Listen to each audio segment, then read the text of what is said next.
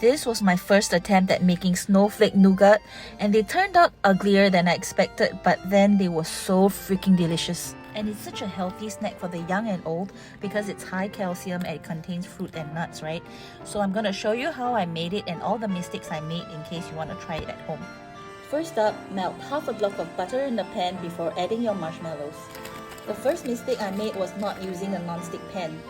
As you can see, the marshmallow was also sticking to the wooden ladle that I used, so it's highly recommended that you use a silicone heat-resistant scraper that we use in baking.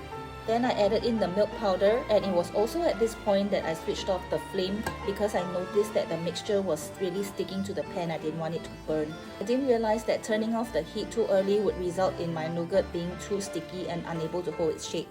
So if you want a firm nougat, please make sure that you keep the flame on low until you mix in all the ingredients. This part was fine. You can customize any ingredient that you want to add in your nougat, but I really love this combination.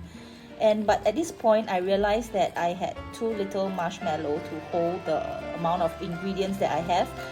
And I saw in other videos that people use their hands to mix in, so I tried, but it was freaking hot! Careful, it's really hot. Lastly, this was the part where I pour it into the mold and try to shape it. I realized my pan was too shallow because the marshmallow couldn't even cover the freeze-dried strawberry I have, so it has a very bumpy and uneven surface. The edges weren't very clean cut because it was a bit too sticky.